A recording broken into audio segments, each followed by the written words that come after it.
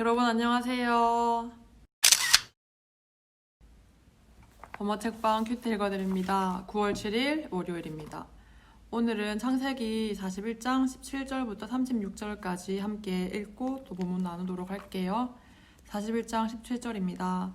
바로가 요셉에게 이르되 내가 꿈에 나일 강가에 서서 보니 살찌고 아름다운 7 암소가 나일 강가에 올라와 갈밭에서 뜯어먹고 그 뒤에 또 약하고 심히 흉하고 파리한 7 암소가 올라오니 그같이 흉한 것들은 애굽 땅에서 내가 아직 보지 못한 것이라.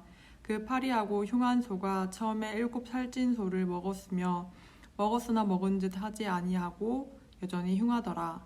내가 곧 깨었다가 다시 꿈에 보니 한 줄기에 무성하고 충실한 7 이삭이 나오고 그 후에 또 가늘고 동풍에 마른 7 이삭이 나더니 그 가는 이삭이 좋은 7 이삭을 삼키더라. 내가 그 꿈을 점술가에게 말하였으나 그것을 내게 풀이해 주는 자가 없느니라. 요셉이 바로에게 아뢰되 바로의 꿈은 하나라. 하나님이 그가 하실 일을 바로에게 보이심이니이다. 7 좋은 암소는 7 해요. 7 좋은 이삭도 7 해니 그 꿈은 하나라. 그 위에 올라온 파리하고 흉한 7 소는 7년이요. 동풍에 말라 속이 빈 7 이삭도 7해 흉년이니 내가 바로에게 이르기를 하나님이 그가 하실 일을 바로에게 보이신다 함이 이것이라. 온 애굽 땅에 7해 큰 풍년이 있겠고 후에 7해 흉년이 들므로 애굽 땅에 있는 풍년을 다 잊어버리게 되고 이 땅이 그 기근으로 망하리니 후에 든 그 흉년이 너무 심함으로 이전 풍년을 이 땅에서 기억하지 못하게 되리이다.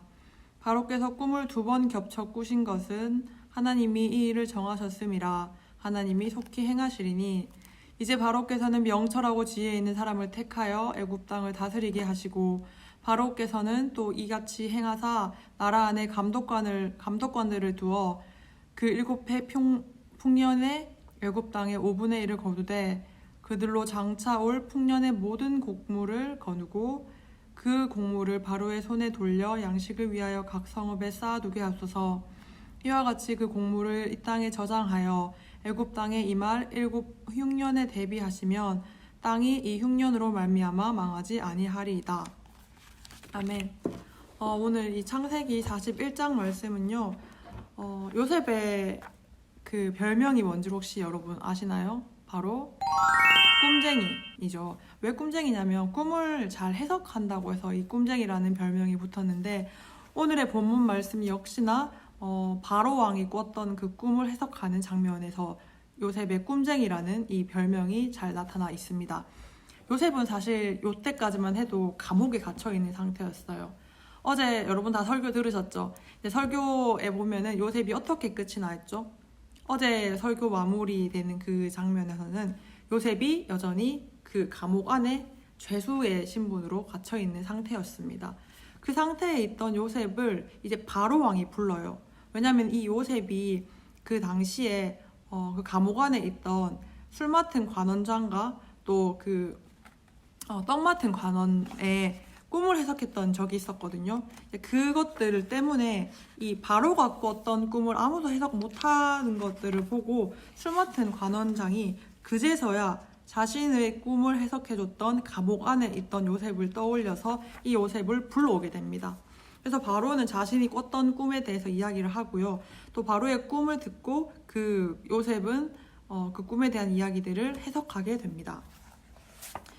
잠깐 우리 읽어서 다 알겠지만 굉장히 사실은 꿈에 대한 이야기들은 다행스럽게도 디테일하고 쉽게 풀어져 있어요.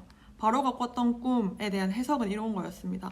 바로는 7 암소와 7 무성하고 충실한 이삭에 대한 꿈을 꿨는데 이것들은 농사가 잘 되고 번영하는 그런 일들을 말하는 거였고 이후에 일어나게 될 파리한 7 암소와 또 마른 7 이삭은 흉년, 즉 메마르고 가뭄이 있는 그러한 경작이 잘 되지 않는 상태의 7년을 말하게 됩니다. 그러니까 풍년이 7년 있은 이후에 흉년이 다시 7년 오게 될 것이다 라는 그 꿈에 대한 해석을 해주죠. 그러니까 그것들로 그치지 않고 이 꿈에 대한 해석에 조언을 덧붙입니다. 어떤 대안이 좋은지의 그런 대안까지도 이 요셉은 말하게 되는 거죠. 여러분, 사실 꿈이라는 것은 당시에 이제 하나님의 어떤 역사하심, 하나님의 일하심에 대한 것들을 이야기하는 거였거든요. 요셉이 형들에게 미움을 받았다고 어제 얘기 들었잖아요. 이 미움받게 된 사실 근본적인 근원도 요셉이 꿨던 꿈 때문이었어요. 요셉은 자신이 꿨던 꿈을 숨기지 않고 그대로 형들과 아버지에게 얘기합니다. 근데 그 꿈에 대한 해석이 뭐였냐면은 결국은 아버지와 그 형제들이 자신 요셉에게 절할 것이다. 자신이 아버지와 형제들보다 더 높아질 것이다 라는 그런 내용이었어요. 그러니까 당연히 이런 꿈을 들었던 형들은 쟤 정말 재수없다 이렇게 생각을 했겠죠. 그래서 이 꿈을 계기로 또 이 꿈을 시작으로 하여서 요셉의 인생이 그렇게 업앤다운을 반복하게 되는 겁니다. 오늘 말씀에도 마찬가지로 꿈에 대한 해석이 나오죠. 바로의 꿈을 거기에 있던 꿈 해석하는 사람들 아무도 해석하지 못했어요. 점술가들이 나와서 바로의 이야기를 듣고 그것들을 해석해 줘야 되는데 그런 일들을 하지 못했다는 겁니다. 그렇기 때문에 바로는 감옥에 있는 요셉을 불러서 이 꿈을 해석시키는 거죠. 이 꿈에 대한 해석 방법들, 또 꿈에 대한 해석, 풍년과 흉년을 어떻게 보내야 할 건지 요셉은 이후에 잘 조언하면서 그 대안까지도 이야기를 해요. 지금 우리 시대에는 사실 꿈을 꿔서 하나님의 음성을 듣고 하나님의 역사하심을 기대하고 이런 이야기들 물론 없진 않을 거예요. 그러나 사실 이미 기록된 하나님의 말씀, 성경을 우리에게 주셨기 때문에 지금 시대에는 이 꿈을 통하여서 하나님께서 말씀하시기보다는 말씀을 통하여서, 성경을 통하여서 우리에게 이야기하는 것이 더 빠르고 또 더 자주 빈번히 일어나는 것이라고 제가 말할 수 있어요. 신학적으로도 검증된 거예요. 바로가 꿨던 꿈은 사실은 해석할 수 있는 사람이 되게 없었잖아요.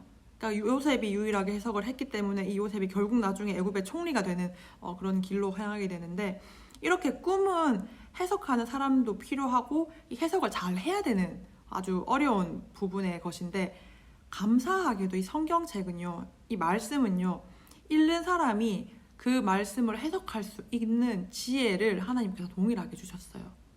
우리가 말씀을 읽고 이 말씀이 어떤 뜻인지 기도하다 보면은 좀 어려운 말씀, 이해되지 않는 말씀이라 할지라도 이 말씀에 대해서 잘 해석할 수 있고 잘 이해할 수 있다는 겁니다.